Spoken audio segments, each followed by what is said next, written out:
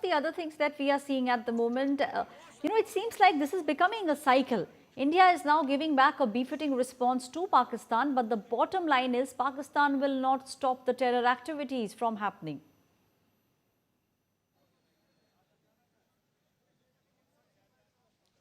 Well, yes, that's right, and they are using they are getting into new proxy ways to keep the pot of militancy boiling in Jammu and Kashmir. We know what happened after 370 abrogation, the kind of crackdown that the BJP government did on anti-national elements, on the terror ecosystem, the stone belting ecosystem. They were destroyed. In fact, the supply, money supply, which acts as oxygen, the Hawala channels were destroyed by various agencies. And post that, we saw a period of lull where terror-related incidents came to an all-time low.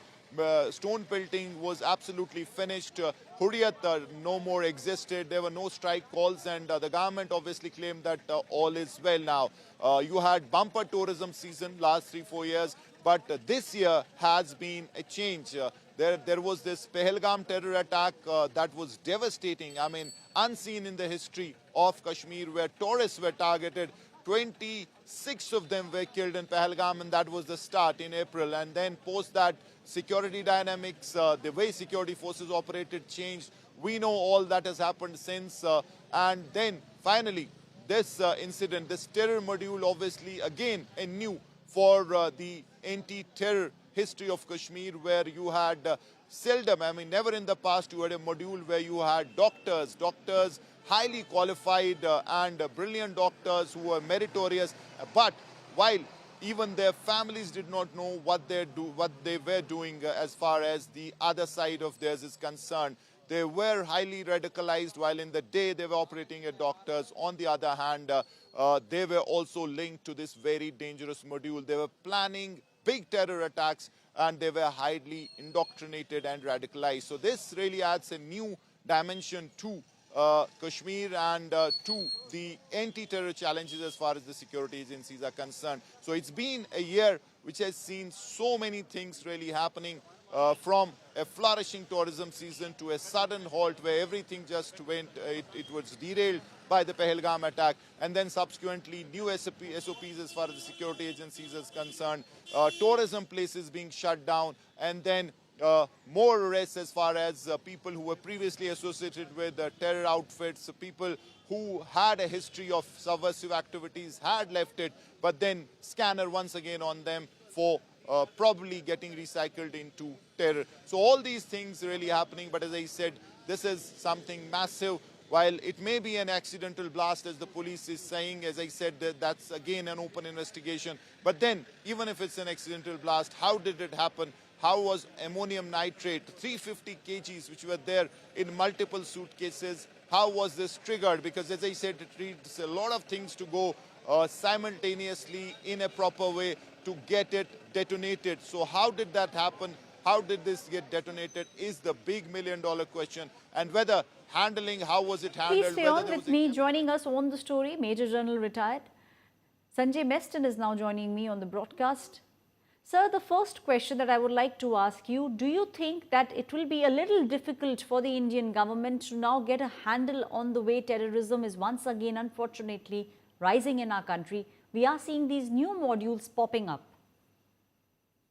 No, definitely it is not difficult for the Indian government to handle the situation. I think our resolve is very clear. And if it is proved beyond doubt that, see, as it is, the initial blast in Delhi also proves that the Jaish-e-Mohammed link is there. And even this one, they are taking claim. So I think the government of India, during the course of further investigations, will come out.